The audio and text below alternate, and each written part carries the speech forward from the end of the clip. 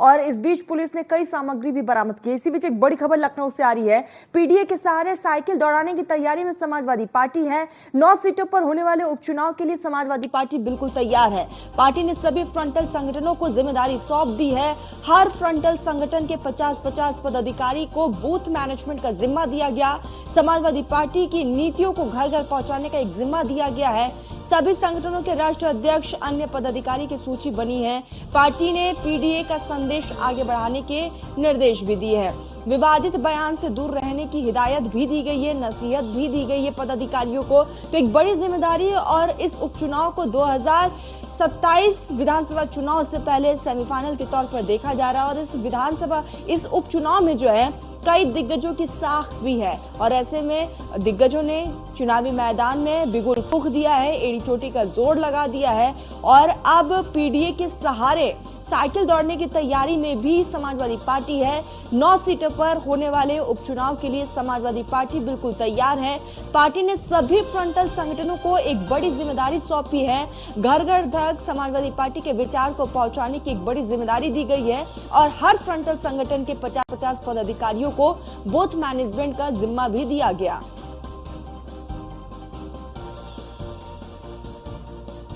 सहयोगी एसके वाजपेयी हमारे साथ लाइव जुड़ चुके हैं अधिक जानकारी के साथ। एसके, बड़ी जिम्मेदारी समाजवादी पार्टी ने पदाधिकारियों को दी और साफ है कि इस जिम्मेदारी से लोगों को साधने की कोशिश पार्टी की रहेगी।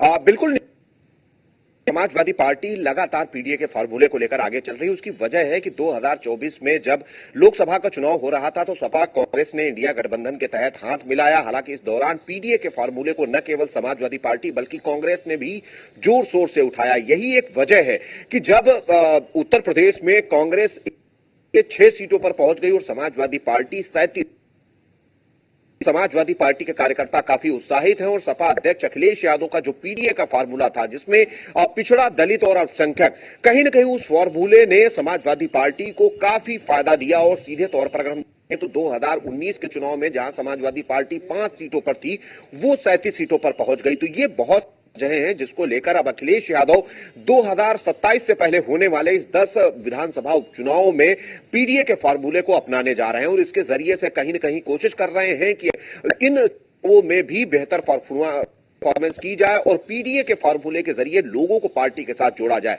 हालांकि इसको लेकर समाजवादी पार्टी ने अपने जो फ्रंटल संगठन है, चाहे वो लोहिया यूथ ब्रिगेड हो या मुलायम यूथ ब्रिगेड हो या उसके अलावा अल्पसंख्यक और साथ ही साथ ओबीसी और एससी के मोर्चे हों, उन सभी को काम है। उनको कहा गया है कि समाजवादी पार्टी की नीतियां, समाजवादी पार्टी की सरकार के दौरान उत्तर प्रदेश में किए गए काम और जिस तरीके से भारतीय जनता पार्टी की सरकार में चीजें हो रही हैं जिनको लेकर समाजवादी पार्टी लगातार भारतीय जनता पार्टी को उन चीजों को लोगों तक पहुंचाएं और इसके जरिए लोगों को पार्टी के साथ जोड़ें ताकि आने वाले विधानसभा उपचुनाव में समाजवादी पार्टी बेहतर परफॉर्म कर सके। जहां तक पीडीए के फॉर्मूले का सवाल है, उत्तर प्रदेश की 10 में से 9 विधानसभा सीटों पर चुनाव की घोषणा हो चुकी है और ऐसे में 9 में से 6 सीटों को समाजवादी पार्टी घोषित कर चुकी है। अगर इसमें हम एक एक सीट को देखेंगे तो चाहे वो मिल्कीपुर की सीट हो जहां पर समाजवादी पार्टी ने दलित चेहरे जो कि वर्तमान सांसद अवधेश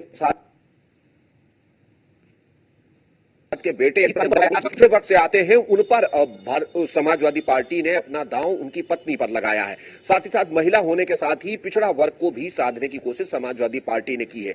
वहीं अगर हम बात करेंगे कानपुर की सीसामऊ की सीट की तो इरफान सोलंकी की पत्नी नसीम को टिकट देकर समाजवादी पार्टी ने अल्पसंख्यक लोगों को साधने की कोशिश की है। उसकी वजह है कि सीसामऊ सीट मुस्लिम बाहुल्य है और हमेशा से इस सीट पर मुस्लिम निर्णायक भूमिका में रहे हैं। अगर हम फूलपुर की सीट की बात करें जो कि प्रयागराज जो कि मुस्लिम, उनको मैदान में उतारा है। अगर हम करहल सीट की बात करेंगे तो समाजवादी पार्टी ने यादव बिरादरी से आने वाले और साथ ही को मैदान में उतारा है।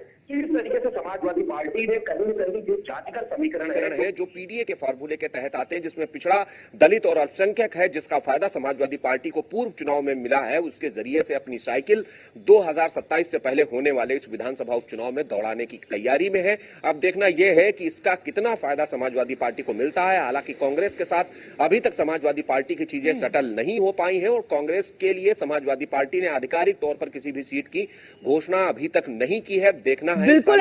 और ऐसे में कई दिग्गजों की यहाँ पर साख दांव पर लगी हुई है और दिग्गज जो है एड़ी चोटी का जोर लगाते हुए भी नजर आ रहे हैं।